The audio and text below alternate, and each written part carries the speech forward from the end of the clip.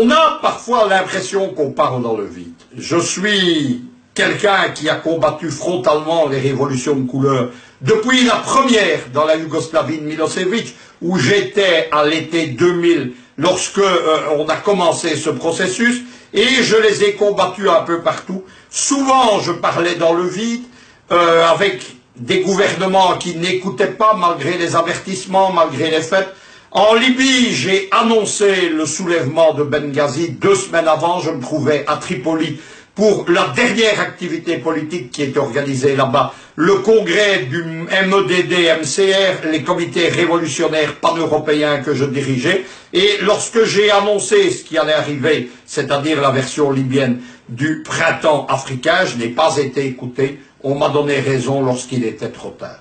Aussi, lorsque je vois le gouvernement camerounais et le ministre de l'Information, en particulier Chiroma, qui reprend quasiment dans les termes que j'ai utilisés dans plusieurs enquêtes au cours des années 2015 et 2016, l'identification des origines et des acteurs de la déstabilisation du Cameroun, je suis content. Je suis content parce que j'ai l'impression là que je me suis mobilisé, que je n'ai pas travaillé pour rien. Et je suis content parce que c'est aussi le travail d'Afrique Média, le travail des débats, le travail des nombreux panélistes qui ont suivi dans cette affaire, en particulier ceux qui défendent leur pays, le Cameroun. Le ministre a raison, il y a un complot contre le Cameroun. Il est organisé tout d'abord par des gouvernements étrangers, les États-Unis, la France, les Britanniques, mais aussi malheureusement leurs complices africains, le gouvernement sud-africain, l'ANC et les Zuma, qui soutiennent le mouvement du Soutien Cameroun et l'Ambazonie. Ils l'ont soutenu, Madame Zuma, publiquement, à la tête de la Commission de l'Union africaine et au sein de l'Union africaine, mais aussi à l'ONU. C'est une honte pour l'Afrique du Sud. Mandela est bien oublié. Un autre gouvernement africain qui soutient tout ça, c'est le Sénégal de Macky Sall, qui a permis qu'un réseau d'espionnage, la soi-disant plateforme d'assistance aux lanceurs d'alerte africains, qui en fait est un réseau d'espionnage organisé par l'avocat William Bourdon, eh bien, siège comme ONG avec un statut d'ONG sénégalaise et sert à espionner tous les autres gouvernements. Il y a ce qu'on appelle, derrière la déstabilisation, les vitrines légales de la CIA. La NED, l'USAID et surtout la NDI, National Democratic Institute, qui est l'institut du gouvernement américain, financé comme la NED sur le budget de ce gouvernement, qui prend en main les élections en Afrique et en Eurasie. Son directeur Afrique, c'est un américano-camerounais, il s'appelle Christopher Fonumoy ou Fonumoy, et Fonumoy est le choix de ces vitrines légales de la CIA pour être le candidat unique de l'opposition aux prochaines présidentielles camerounaises. Ça ne s'arrête pas là. Il y a les réseaux de George Soros. Ces ONG qu'il finance, qu'il organise, fort de sa fortune de 34 milliards de dollars, comparé avec les 2 à 4 milliards de Trump, vous comprendrez la puissance de Soros. Soros, c'est l'homme qui finance, organise Amnesty International, Human Rights Watch, International Crisis Group, au conseil d'administration duquel il siège à Bruxelles, ou encore Transparency International, Bourdon étant son complice. Les avocats de la Guinée équatoriale au procès de Paris l'ont démontré, preuve à l'appui. Il y a tous ces rapports bidons que produisent les ONG.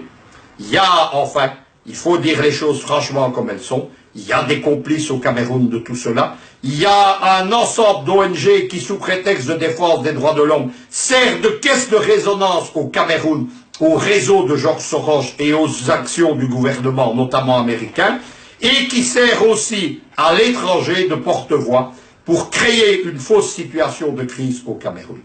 On vient de le voir avec, après les rapports d'Amnesty International, de Freedom House, qui est la version britannique des vitrines légales de la CIA. Ce sont les vitrines légales du MI6 et du MI5. Il y a déjà eu un rapport de l'ICG, il y a le nouveau rapport de l'ICG qui annonce un soulèvement armé en Ambazonie, qui présente de soi-disant forces paramilitaires de ce qu'ils appellent la sécession, les soi-disant Ambas Force, avec des photos chocs de militaires en uniforme qui ont tous le type des Noirs américains et qui se répandent sur le net.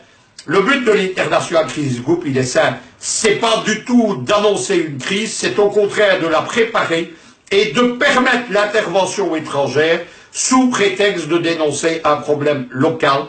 Le Cameroun sait, et le ministre Chiroma l'a très bien compris ce qui va arriver. Il va arriver évidemment qu'on va lancer un mouvement terroriste, non plus celui de Boko Haram qui frappe les frontières du Nord, mais un mouvement terroriste au sein même du sous-terme Cameroun. Une dernière chose évidemment, le ministre Chiroma aussi a raison, et je dis la même chose mais depuis des années, ce qui motive les Occidentaux, c'est pas la démocratie, la transparence, les droits de l'homme, ou même l'alternance, c'est un changement de régime pour confier le Cameroun aux mains de fantoches pro-occidentaux et s'emparer de ses richesses.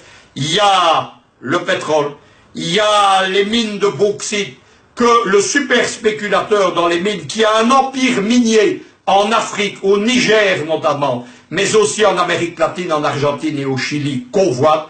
Il y a enfin des pays comme le Nigeria qui n'ont pas digéré le retour au Cameroun de la péninsule de Bakassi, où l'on espère des grands gisements maritimes en large du plateau continental précisément de Bakassi, des gisements de pétrole et de gaz. Tout ceci explique pourquoi les vautours planent aujourd'hui au-dessus du Cameroun. Camerounais, ouvrez les yeux, ne vous laissez pas avoir, ne plongez pas votre pays dans la guerre civile, comme le sont tant d'autres pays déstabilisés, le Mali, la Centrafrique, la pauvre Libye, mais aussi en ce moment un autre pays, par exemple, qui est en train de plonger tout droit dans l'éclatement, l'implosion et la guerre civile, le Togo. Camerounais, ouvrez les yeux, vous savez ce que vous perdez, vous ne savez pas ce que vous gagnez, mon expérience peut vous le dire, vous gagnerez uniquement la misère, le malheur, la guerre civile et l'éclatement de votre patrie.